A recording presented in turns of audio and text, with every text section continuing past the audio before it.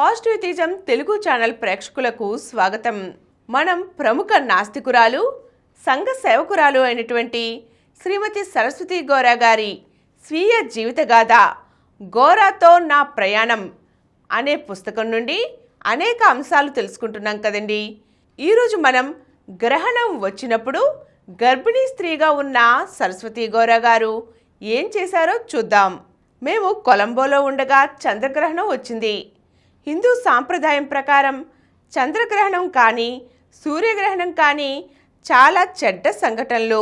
రాహువు కేతువు అనే విషసర్పాలు చంద్రుణ్ణి కానీ సూర్యుని కానీ నోటితో కరుస్తాయని, పాము నోట్లోకి వెళ్ళిన భాగం గ్రహణం పట్టినట్లుగా కనపడుతుందని అనుకుంటారు. గ్రహణ సమయంలో ఆ విషసర్పాల కోరల్లోంచి విషం భూమి మీద పడుతుందని, అది ప్రమాదమనే భయంతో ఇంట్లో ఉండే బిందెలు, చెంబులు, గిన్నెలు నీళ్ళన్నీ పారబోసి బోర్లించి పెడతారు. గ్రహణం అయిపోయిన తర్వాత గిన్నెలన్నీ తోముకొని అప్పుడు నీళ్లు పట్టుకుంటారు. కానీ వాళ్ళు ఒక విషయం మర్చిపోతున్నారు. ఆ రోజుల్లో మాకు మంచినీటి కుళాయిలు ఉండేవి కావు. గ్రామాలలోనూ చిన్న పట్టణాల్లోనూ కూడా చెరువులు, బావుల నుంచే మంచినీళ్లు తెచ్చుకునేవారు. ఇంటి మీద కప్పు ఉండగానే ఇంట్లోని గిన్నెల్లో రాహువు కేతువుల కోరల నుంచి జారిన విషం పడుతుందని అనుకునేవారు. బావులపైన, చెరువులపైన ఏ కప్పు లేదని మర్చిపోతున్నారు. గ్రహణం విడుపు అయిన తర్వాత తిరిగి ఆ చెరువులు, బావుల నుంచే మళ్ళీ మంచినీళ్ళు తెచ్చుకుంటున్నారు. ఏమాత్రం ఆలోచించినా ఇది చాలా అసందర్భంగానూ అవివేకంగానూ కనబడక తప్పదు. ఈ విషయాన్ని గోరా గారు నా దృష్టికి తీసుకువచ్చినప్పుడు నాకది స్పష్టంగా అర్థమయ్యింది. కొలంబోలో చంద్రగ్రహణం వచ్చిన సమయంలో భారతదేశంలో కూడా గ్రహణం వచ్చింది. విజయనగరంలో మా పుట్టింటిలోనూ, కాకినాడలో మా అత్తవారింటిలోనూ, అలాగే లక్షలాది గ్రామాలలో, కొన్ని కోట్ల హిందూ కుటుంబాలలో గ్రహణ సమయంలో బిందెలు, గిన్నెలు అన్నీ బోర్లించి ఉంటాయి. నేను కొలంబో రాకముందు వచ్చిన ప్రతి గ్రహణ సమయంలోనూ మా ఇంట్లో అలాగే చేసేవారు. తలుపులన్నీ వేసుకుని సూర్యచంద్రులను మింగవద్దని, వదిలిపెట్టమని రాహుకేతువులను ప్రార్థించేవారు. ఆ రోజు కూడా భారతదేశంలో కోట్లాది హిందువులు గ్రహణ సమయంలో రాహుకేతువులను ప్రార్థించి ఉన్నారు. గోరా గారు చెప్పిన దానిలో నాకు పూర్తి సబబు కనిపించింది. అందుచేత నేను కొలంబోలో ఏ బిందెలో నీళ్లు పారబోయలేదు, ఏ గిన్నెలను బోర్లించలేదు. అసలు గ్రహణం అంటే ఏమిటి? సూర్యుని చుట్టూ భూమి, భూమి చుట్టూ చంద్రుడు తిరుగుతూ ఉంటారు.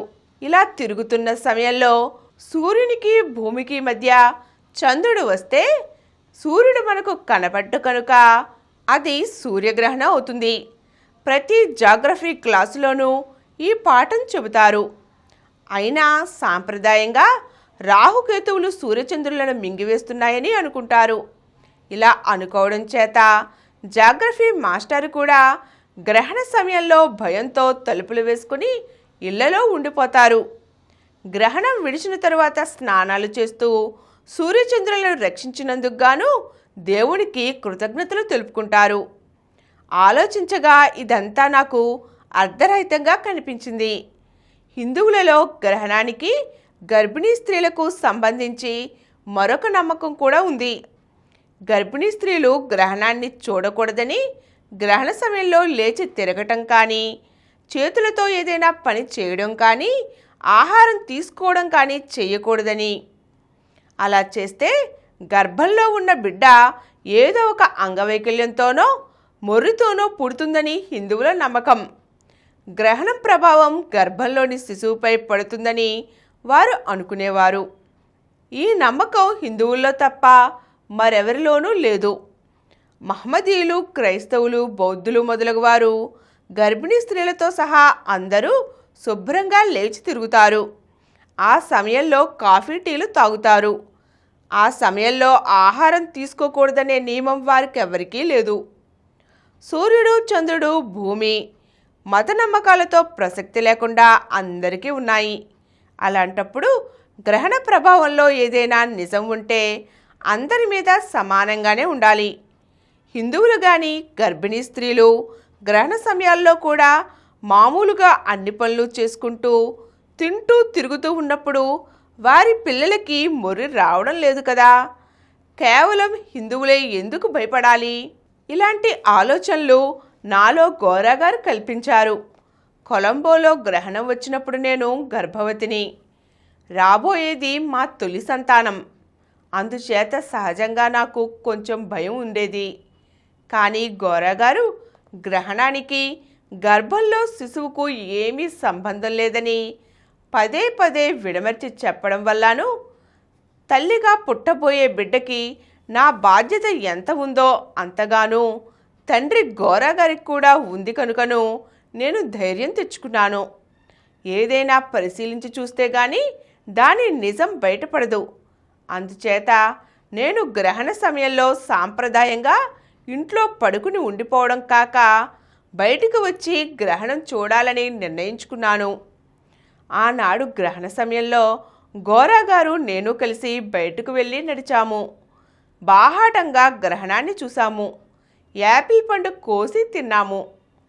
నా చుట్టూ ఉండే ముస్లిం, క్రైస్తవ, బౌద్ధ స్త్రీలలో కొందరు గర్భవతులు ఉన్నారు.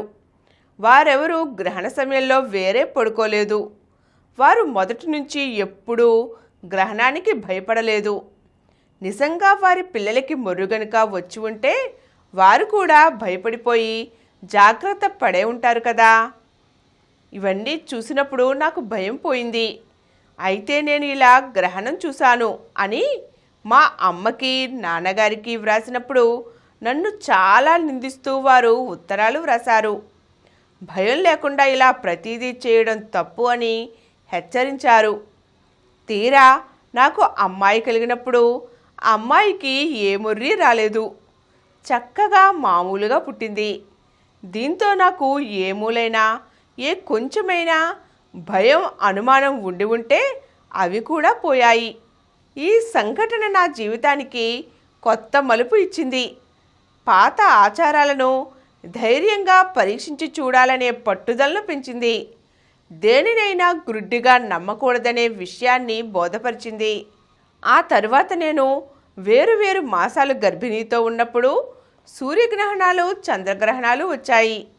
గ్రహణానికి సంబంధించిన పాత కట్టుబాట్లను నేను ఎప్పుడూ అంగీకరించలేదు. నాకు పుట్టిన పిల్లలందరూ ఏ అంగవైకల్యమూ లేక చక్కగా పుట్టారు, హాయిగా ఉన్నారు. ఒక్కసారి ఏ బిడ్డ మీద కూడా గ్రహణ ప్రభావం పడలేదు. ఈ విధంగా మా కొలంబో జీవితం మాకు చక్కగా ఉపయోగపడింది. ఈరోజు మనం గ్రహణ సమయంలో గర్భిణీగా ఉన్న సరస్వతి గోరాగారు పాత సాంప్రదాయాలను వీడి గ్రహణాన్ని ఎలా చూశారో తెలుసుకున్నాం కదండి. మరో చక్కని అంశంతో మళ్ళీ కలుద్దాం. ఈ కార్యక్రమం మీకు ఎంతో నచ్చింది కదా. ఇటువంటి మరిన్ని వీడియోల కోసం అనతి కాలంలోనే 20 కోట్ల వ్యూస్ సాధించిన సమరం ఛానల్స్ సమర్పించు పాజిటివ్ ఎథియిజం తెలుగు ఛానల్కు సబ్స్క్రైబ్ చేయండి, లైక్ చేయండి, మీ ఫ్రెండ్స్కి షేర్ చేయండి. అలాగే ప్రక్కనున్న గంట సింబల్ని ప్రెస్ చేయడం మర్చిపోకండి. Please download Samaram Channels app from Google Play Store and watch your favorite channels. Click the bell icon and subscribe to the channels.